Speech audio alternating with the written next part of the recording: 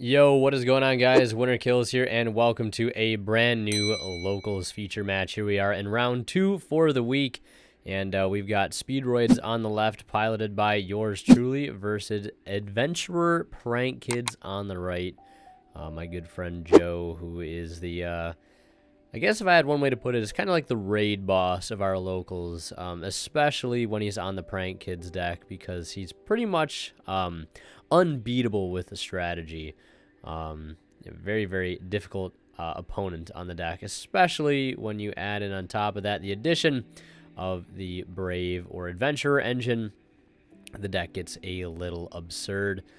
You know, you already have to worry about double Raigeki, plus an Omni Negates, which is protecting their most vulnerable play, linking off their normal summon into Meow Mew. And a bounce on top of that, because why just an Omni Negate? Why not a bounce as well from the equipped? Yeah, that's only during their turn, but still, it adds up to be quite a bit. So, yeah, opened up Enchantress into, you know, Right, and into Fateful, into Draco back, into Griffin Rider, into Normal Summon Prank Kid, into full Prank Kids combo here. Now, one unfortunate aspect here, as I've opened up 0 hand traps. So I'm just kind of waiting to see how bad it's actually going to be. Waiting to see if he decides to shuffle back the Meow Mew off of the pranks, because that way do I only have to worry about one Raigeki, right? Or is he going to have Thunder Dragon Fusion to get one Butler out and then make another Butler on my turn, right? All of this stuff I'm trying to pay attention to as he goes through this combo. Because, I mean, as it stands, it's looking very unwinnable right now.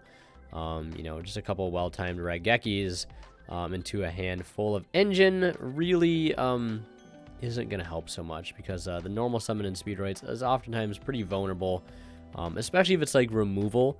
Because a lot of times you need certain types of other extenders to keep playing past a hand trap like Gamma or Walking Raigeki. So he is going to go ahead and return the Meow Mew. So I'm going to have to worry about one Raigeki here in the form of that Battle Butler, but also have to worry about an Omni Negate, and then any hand traps on top of that is also going to be just a bonus for him, and already being down 500 life points doesn't make anything easier, of course. And of course, I top decked Ash as the 6th card, and Standby Phase is going to go ahead and tribute the Meow, or not the Meow Mew, the Bow Wow Bark to add back to, and yeah, just staring at this board, there's no way I'm going to be able to crack it with that hand, so I decided to, you know, to go ahead and scoop and not show my opponent what I'm playing, even though he probably already has a good idea of what I'm playing. So yeah, of course, we're just going to head into game 2. It's very unfortunate. You kind of have to see 2 hand traps against a deck like this, or you're just not going to win. Also, as I lead with that loyal Terror Top, I'd like to mention to you guys the ways that you can support the channel other than just watching on a regular basis, by checking out the links down in the description, either my affiliate links to TCG Player or the Coldest Water, or by using my discount code WinnerKills10 off at checkout to save 10% off your entire order when you're getting any amazing gear from Imperium Duelist. So yeah, getting into it here, we open with the Terror Top. Pretty solid opening here. I think what I'm trying to go for here is the anti-Nibiru line. I guess it's not a true anti-Nibiru. It definitely helps to play through Nibiru, I guess. It doesn't stop Nibiru outright, because my opponent definitely has a chance to Nibiru me without having a response. I believe this is my 1, 2, 3, 4th summon. This Hagoita is going to be my 5th. He's probably expecting me going into the Rubber Band Shooter here, but with this particular opening in the set of cards, I like to go for the Hagoita as early as possible, because it's going to threaten, you know, any hand traps they might have like Nib, because I can go ahead and get access to Crystal Wing. So we're going to summon Card Turbo, no response to the summon of that, and then we're going to go ahead and go into the Crystal Wing Synchro Dragon. So now we are able to protect against Nibiru, and we have not even made Rubber Band Shooter yet. So we're going to use Duke to bring back the car. We're going to use Hagoita to summon itself back. We're going to link into that Rubber Band Shooter. And then we're going to activate his effect here to go ahead and actually banish a 7. This is like one of the few times that I often banish a 7 off of Rubber Band Shooter here, because there's 2 very, very good options with this route. And those are, you know, either revealing Hound or Piper, or you can do Duke and Piper. I decided to go for Duke here, I think, because I just want that Duke follow-up engrave. And I think I also, well, no, I probably wouldn't have sided out the second duplicate at this point, but you can go for Hound into Cork, add a gate, and then make another Crystal Wing. But having access to Shen Shen isn't terrible. And also, depending on what I reveal off this, there it is, speed recovery.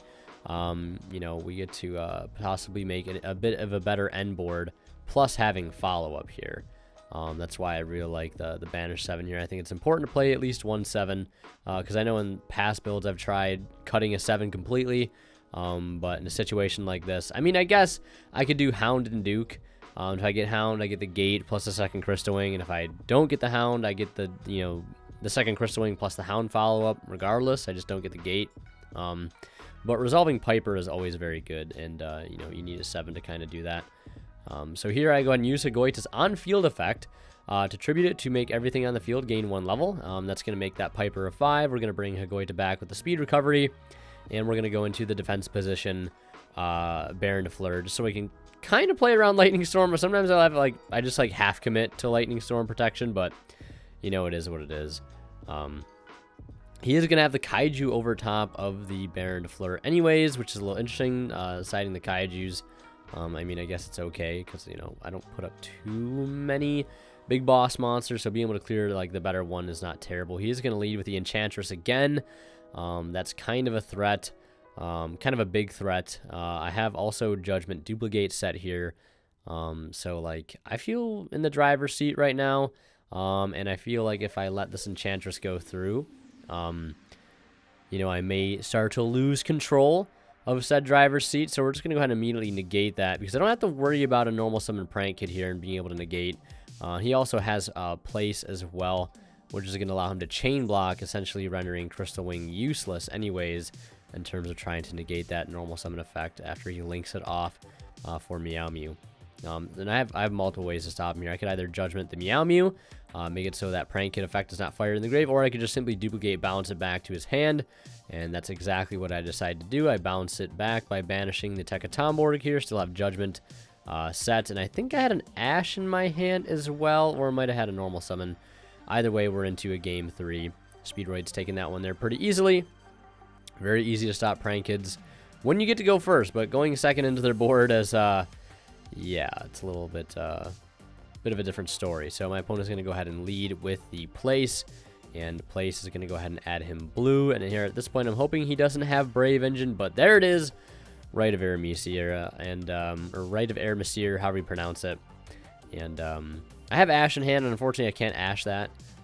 So that does resolve, and he's going to go ahead and get the token. He's going to get access to Fateful and activate Fateful from the deck.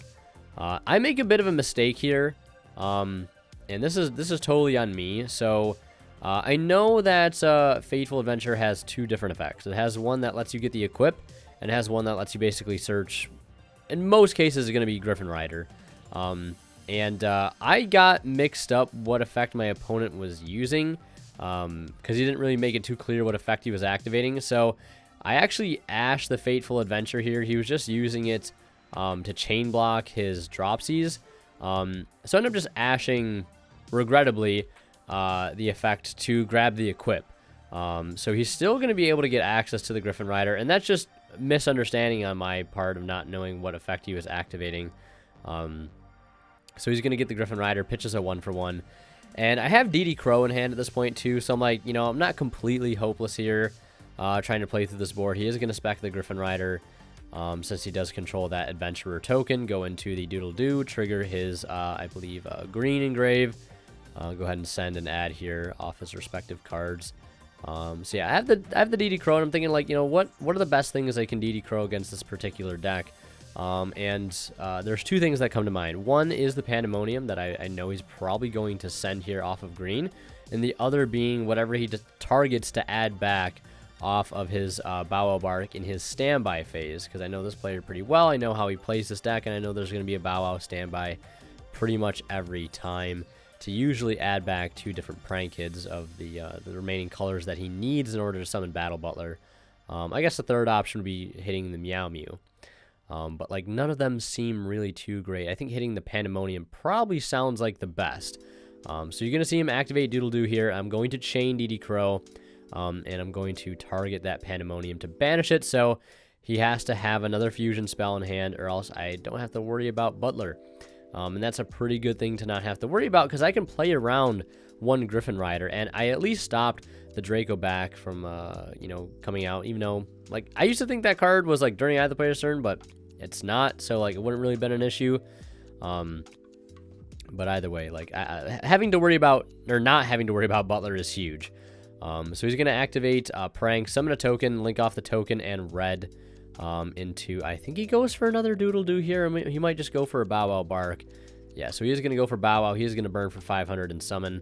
I think he's just trying to recover here from that unexpected DD Crow. DD Crow is a card I really like.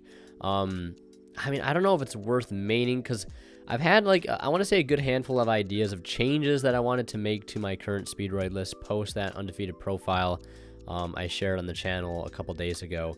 They're not major changes. Don't be, like, too alarmed or too curious as to what the changes are. They're very minor changes.